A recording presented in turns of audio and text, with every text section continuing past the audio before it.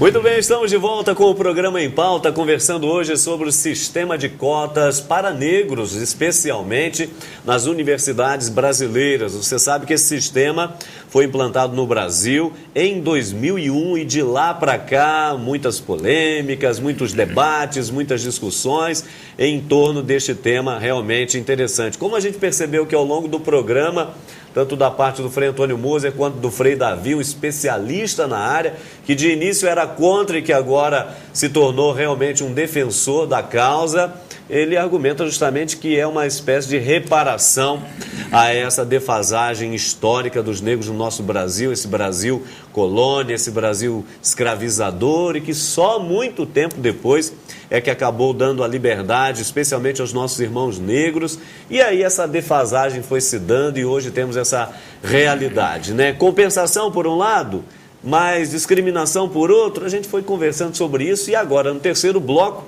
nós queremos aqui dar algumas pistas, né? O que pode ser feito para melhorar o sistema, o que do ponto de vista pastoral deve ser dito em relação a essa temática. Antes, porém, uma vez mais, queremos escutar o pessoal nas ruas, não é, que tem aí a sua opinião sobre o sistema, e aí nós perguntamos o seguinte: onde deve ser investido para que os menos favorecidos, principalmente economicamente, possam ingressar nas universidades públicas? Acompanhe, por favor. Eu acho que deve haver um investimento na educação de base, né? E eventualmente poderia ser pensado algum tipo de preparação gratuita, bancada pelo Estado, para as universidades, para os menos favorecidos. Para mim é na base, que é na criança. Educação para mim é tudo. Então tem que investir na base. Não adianta investir agora no adulto, mas sim na base. Eu acho que na educação de base, educação fundamental. Porque se ele tiver uma formação adequada, com certeza ele estará em nível de igualdade com qualquer outro. Essa base é fundamental para que ele tenha um preparo essencial para entrar nas universidades públicas. Eu, graças a Deus, fui felizarda, porque todo o meu ensino foi na rede pública, né? E o colegial eu fiz na Escola Técnica Federal, que me deu a bagagem para entrar na Universidade Pública Federal. Acredito que é investindo na educação básica, dando acesso a uma educação de qualidade. Não é esse programa que está sendo feito pelo governo de passar aluno de série sem que ele saiba de nada, porque isso não educa ninguém, muito pelo contrário, aliena as pessoas. O investimento começa no berço, o investimento começa na família, o investimento começa numa grande cartada que a família dá em formar a criança para que ela possa ter uma juventude normal, uma infância amorosa e ela tenha a cabeça feita para alcançar o seu objetivo. O Estado, patrocinando uma pequena parcela, contribui bastante, né? Continuamos ainda na mesma linha, né? O pessoal tem falado muito também a respeito da situação, Frei, que precisa se trabalhar realmente a educação pública. Também há uma crítica a essa aprovação automática, que é um problema à parte. Mas aqui no terceiro bloco, Frei, a gente se perguntaria o seguinte: sistema de cotas, 2001, pergunta é: como estamos e quais são os passos que precisam ser dados ainda em relação a isso? É bom dizer para vocês que, uma surpresa, na rede particular universitária, temos mais de 1.700 instituições superiores particulares que adotam cota para branco pobre, para negro e indígena. Todas elas que fizeram pesquisa avaliando o desempenho do cara da classe média que paga a faculdade, com o que entrou pelas cotas para negro, branco, pobre e indígena, todas revelaram que os cotistas estão com nota superior.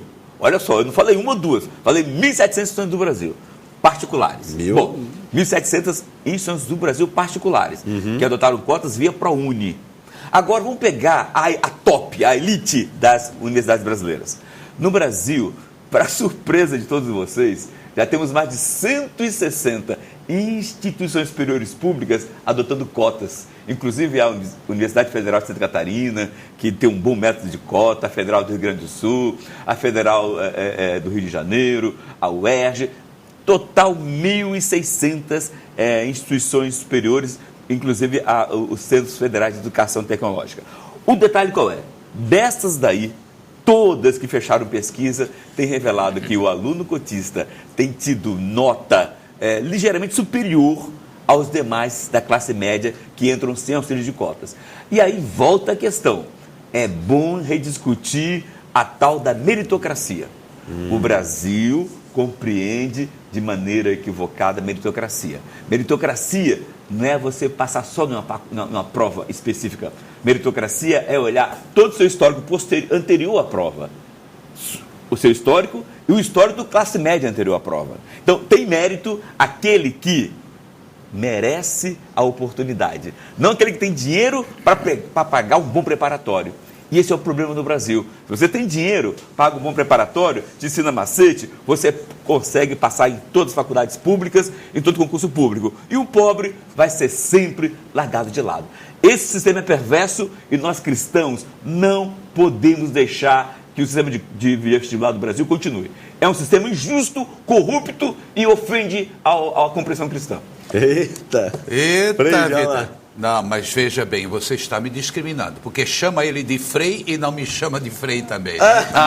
Então está discriminando. Vamos lá.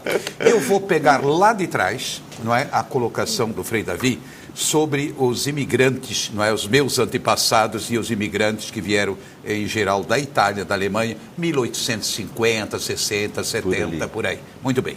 Ali, Davi, você vai ter que se converter, fazer uma releitura como você fez em relação às cotas. O pessoal que veio era um pessoal pobre, fugido de guerras napoleônicas, aquilo lá, pobre. Da Alemanha, a mesma coisa, é que não tinha condições de vida. Né? Então, por isso que eles vinham para o Brasil. Agora aí vem a pergunta, foi fácil? Não foi fácil, pelo contrário. Agora, qual foi a solução? Já estou respondendo até aquelas colocações, não é, que foram feitas aí da rua, eu vou responder. Qual a solução? Primeiro, chegava aquele pessoal assim, disposto a trabalhar. Agora, primeira coisa, construíam o seu casebre, porque no começo era casa de madeira, não é? Eu nasci numa casa de madeira, Davi, agora sou chique, né? Mas eu nasci numa casa de madeira, não é? Todos os meus irmãos, parentes, etc. Muito bem. Então, para começar por aí. Aliás, por isso que eu adoro madeira. Minhas igrejas são de madeira, não é? Eu adoro Santa Clara, ela é toda de madeira roliça. Tá. Agora que eu descobri inconsciente meu como é que trabalhou para fazer igreja de madeira. Tá. Agora, passo o seguinte, a igreja, comunidade de fé, toda a parte, sejam luteranos, sejam católicos. Luteranos vieram muitos e, por sinal, o ecumenismo já começou naquela época. Não se perguntava muito, tanto assim que meu pai queria dar para uma irmã um padrinho, não é, luterano. Só que daí o vigário disse que não podia. Mas, de qualquer forma, por quê? Ninguém tinha preconceito religioso. Vamos trabalhar junto. Segundo, ao lado da igreja, uma escola. É tão verdade que a editora Voz nasceu como? Junto do convento franciscano de Petrópolis, não é? A escola gratuita São José, como oferecer livros, isso há 110 anos atrás, como oferecer livros às crianças pobres e descendentes aí de alemães, loirinhos, etc., não interessa, mas eram pobres. Não tinham sapato, muitos deles, e até eu, quando era pequeno, eu jogava o sapato fora para andar no gelo. Eu adorava aquela grama, assim, sabe, toda granulada, assim, no inverno, né? Eu adorava. Bom, então o que aconteceu? Surgiu a editora Voz para dar o livro, né, para a criança poder estudar. Traduzindo, igreja, comunidade de fé, nesse sentido, escola, sempre. E a partir daí é que vem a grande contribuição. A pastoral verdadeira é a que forma o ser humano na sua totalidade.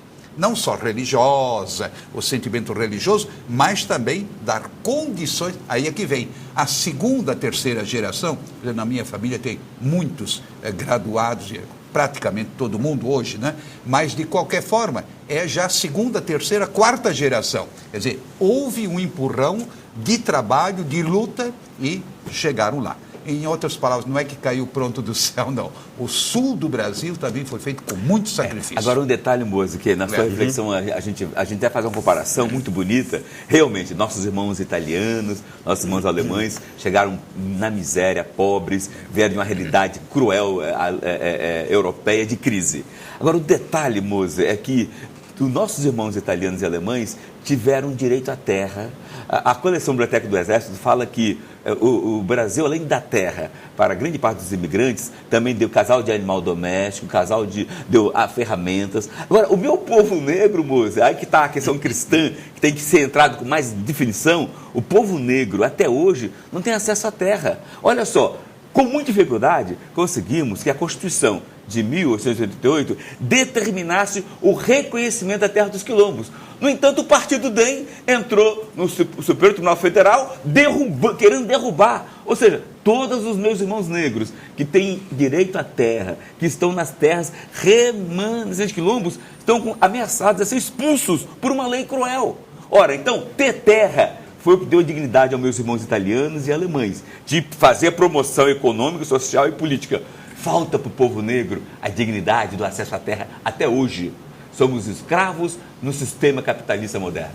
Muito bem, o nosso tempo aqui está terminando e eu quero pegar uma palavra final. Ainda teria muita coisa, com certeza, que falar a respeito disso, porque o debate continua, não é? O debate continua e isso é muito bom, porque as dúvidas, as incertezas, os questionamentos, eles vão sendo respondidos à medida em que eles vão desafiando a sociedade, desafiando a igreja. Então, enquanto igreja, por favor, Frei Moser, uma palavra final aos nossos amigos e depois o Frei, por favor. Olha, palavra final seria essa: se nós assimilássemos melhor o que se chamam os ensinamentos sociais da igreja, que se bateram desde o início, 1889, não é? Leão XIII, 1891, desculpe, Leão XIII, não é? Com a encíclica Renovarum, então se batendo contra a opressão, contra a exploração dos operários e assim por diante.